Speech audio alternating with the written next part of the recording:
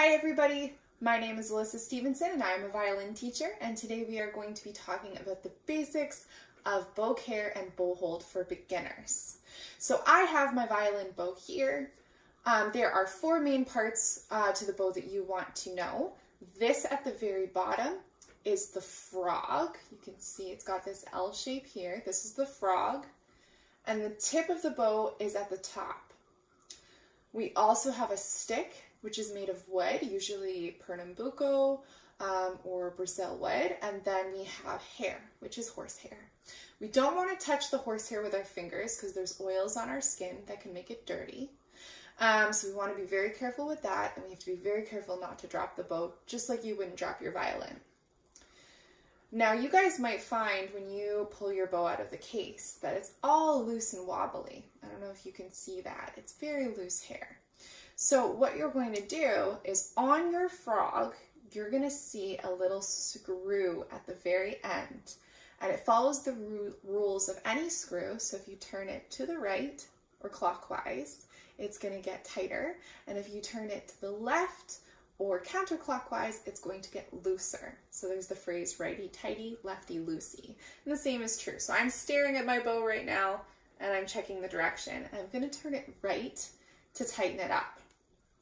A simple rule of thumb that I use for tightening my bow is that at the very center of the bow, you can see there's this nice curve. It is much closer between stick and hair than it is at either the tip or the frog. So at the center of the bow, I want to be able to fit my pinky finger through. And if you can see, it is pinky width apart at the center of the bow. If the bow is wider than that, this gentle curve will start to straighten out, and then the bow can't do its job because it's too tight. And if you can't fit your pinky finger through, like maybe that, you see, I can't quite fit that tip of the pinky through, that means that the bow is too loose and it doesn't have enough tension on it to play and make a good sound. Now, there's always variation in this based on how you play, what you're playing. Sometimes the weather is different and you're going to have to tighten it more to get that width, but that's kind of what you're aiming for there, the pinky width apart. When we go to hold the bow, we are aiming for three things. We're aiming for balance, we're aiming for flexibility, and we're aiming for control. So these are the three things we want to have in our bow hold. And once again, there's a lot of different ways to hold a bow, and we all have different shaped hands. So your bow hold might look different, your teacher's bow hold might look different, but what we're going for is a good sound. So you need to balance the bow because we're holding it at the very bottom. So when we put it to the violin, this is very heavy, so we want to be able to balance it the way we're holding it. We want our fingers to be flexible so that we can change bow neatly and quietly, or develop new sounds and strokes on the bow. So if our fingers are tight and stiff, our sound will be tight and stiff. And then lastly, we want to have control. We don't want to hold the bow so loose that things are slipping or fingers are coming off, and then we have little clicks and scratches and messes in our sound because we don't have enough control. So the bow hold I'm going to show you is a beginner bow hold. All bow holds develop, and as long as we are working on those three ideas and getting that out of the way we hold the bow, then you're doing a good job. So always check with your teacher to see what they're looking for, and really listen to your sound to guide you in the process. So this is a method that I use for all of my students, and so you can try it out and see if it works for you. So number one, we're going to take our left hand, so that's the one that makes an L. I know it's backwards with the camera, but your left hand is your violin hand, the one that you would hold your instrument with. We're going to use that to support our bow. So anywhere you feel comfortable, I like to do it in the middle. I grab my bow with the wrong hand, so with the violin hand.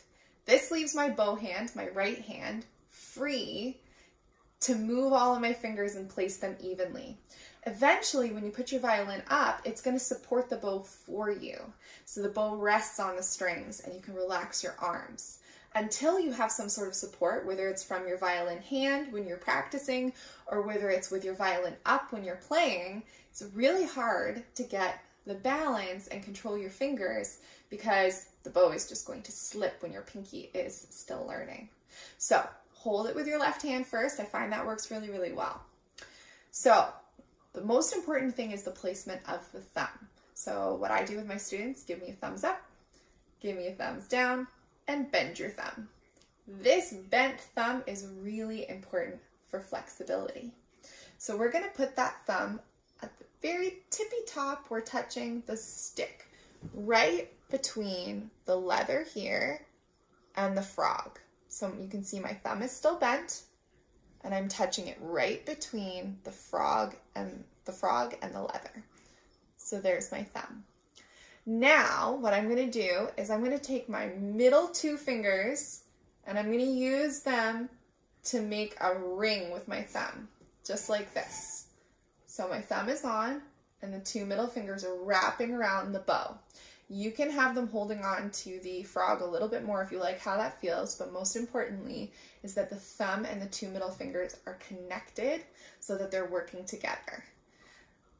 You don't want to hold them too tightly, and you definitely want them to be curved in this nice circle.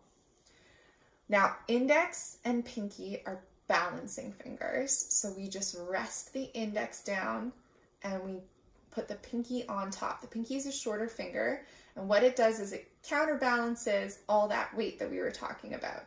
So if your pinky is slipping forward onto the front, that's a different kind of bow hold and not one that we would use for the violin, because now the tip of the bow is uncontrolled. So put that on top and it's going to act like a little weight. If you let go of your left hand right now, you're going to feel this pinky hold all that weight, and it might start to bend out like this, or you might straighten it and you straighten your thumb, or the whole thing's going to slip off to the front. So it takes a lot of work to try and get this balanced on top, which is why we hold the bow gently with the left hand. So this is the kind of bow hold you're looking for. Lots of different ones. Sometimes people will be more tilted, sometimes people will be more balanced. What's really important is that you have flexibility, that you're holding it enough that you have control. I always like to say hold it like you would like a baby bird. You don't want to squish the baby bird. You also don't want to hold it so loosely that it flies away. So just a good, healthy, gentle hold on that, and curling all of those fingers so that nothing is stiff. This will give you great balance in your playing. If you have questions, comment below. Always check with your teacher to get their advice too, because learning on a video can be helpful for practicing, but it's always good to have someone watching you and helping you. So I hope this works for you. This is a beginner bow hold, and I hope you have a really great day. Happy practicing.